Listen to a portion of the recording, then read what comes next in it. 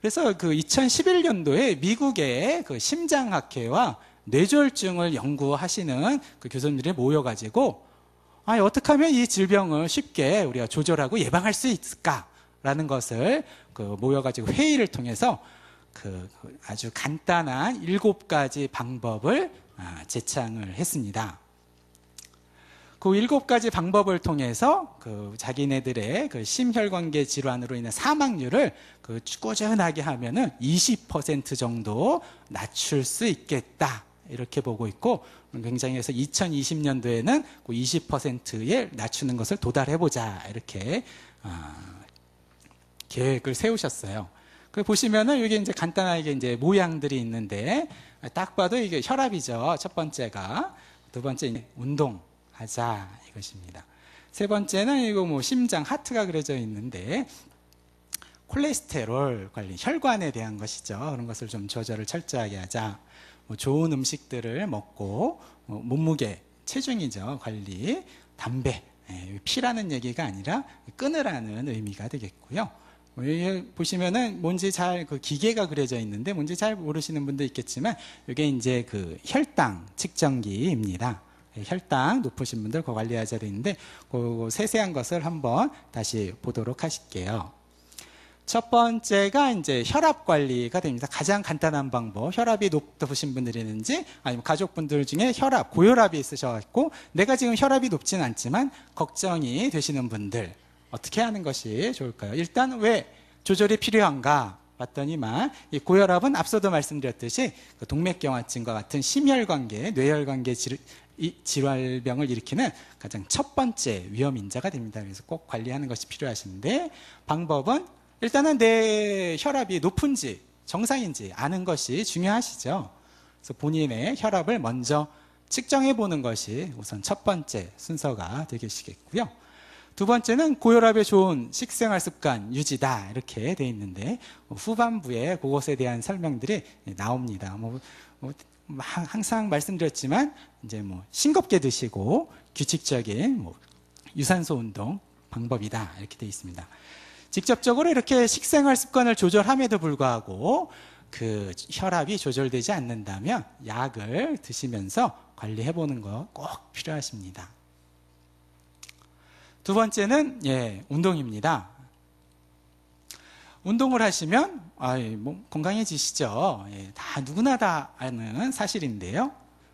이제 우리가 시간을 내서 이제 운동해야 된다는 것이죠. 우리가 이렇게 그냥 가사 일을 하신다든지 이렇게 회사에서 이렇게 하시는 것 다 운동하고 맞지 않고 저기 좀 달린다든지 빠르게 걷는다든지 이런 것이 필요하다고 되어 있는데 여기에서 모여서 선생님들께서는 어떻게 해서든지 뛰지 않더라도 빠르게 걷지 않더라도 활동량을 좀 늘리는 쪽으로 조금이라도 이제 걷는다든지 엘리베이터 2, 3층 올라가는 거 좀 걸어서 2, 3층 올라가신다든지 이런 것이 좋겠다 이렇게 보셨고요.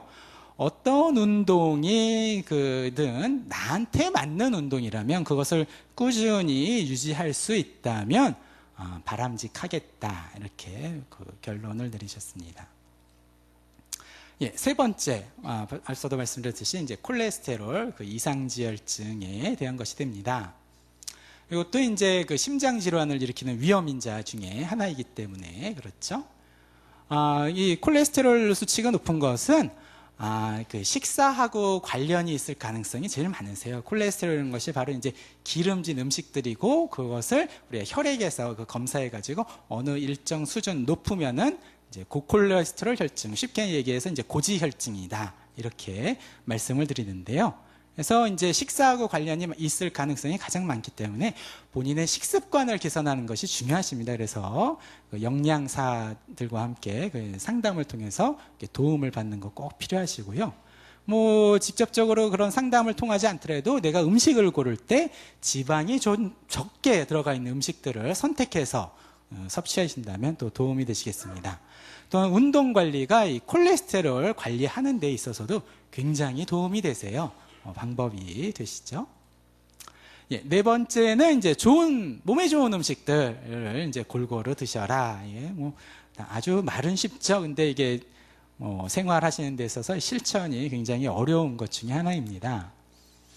왜냐하면 이제 심혈관계에 좋은 음식이 그 몸에도 좋기 때문에 그렇게 이제 드시는 것이 도움이 된다고 되어 있는데, 특히나 말씀해 주시는 것으로는 과일과 야채, 이런 섬유질이 많은 음식들을 다양하게 섭취해라 이렇게 되어 있습니다.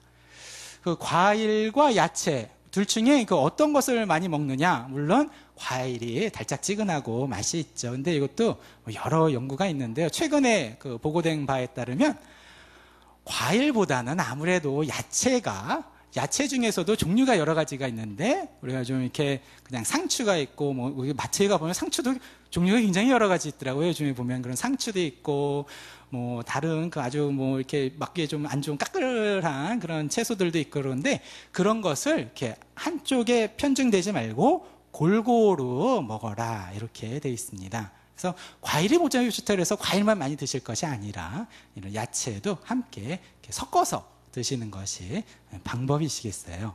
하나만 이렇게 또 먹게 되면 지겹기 때문에 그런 것을 이렇게 섞어서 우리 샐러드 형식으로 이렇게 해서 드시는 것이 도움이 되시겠습니다. 마찬가지로 이제 콜레스테롤이 좀 낮은 식사, 이런 것이 이제 몸에 좋다고 되어 있고요. 오메가3 많이들 요즘에 드시고 계시더라고요. 건강검진센터에서 오셔서 이제 결과를 보러 오시는 분들 중에 영양제 중에 가장 흔하게 선호하는 것 중에 하나가 바로 혈관 질환에 좋다고 알려진 그 오메가3 영양제인데, 이런 것들이 많이 포함된 생선을 이렇게 드시는 것, 바로 이제 등푸른 생선이 되죠. 꽁치라든지 고등어, 이런 음식들 도움이 된다고 되어 있습니다. 몸에 안 좋은 것으로는 아무래도 이제 당이 많이 포함된 음식, 당당류, 뭐 설탕이라든지 뭐 이런 것들이 많이 포함된 음식들 피하는 것이 바람직하시겠고요. 그 다음에 나트륨과 같은 그 염분이 많이 포함된 음식들도 몸에는 좋지 않은 것으로 되어 있습니다.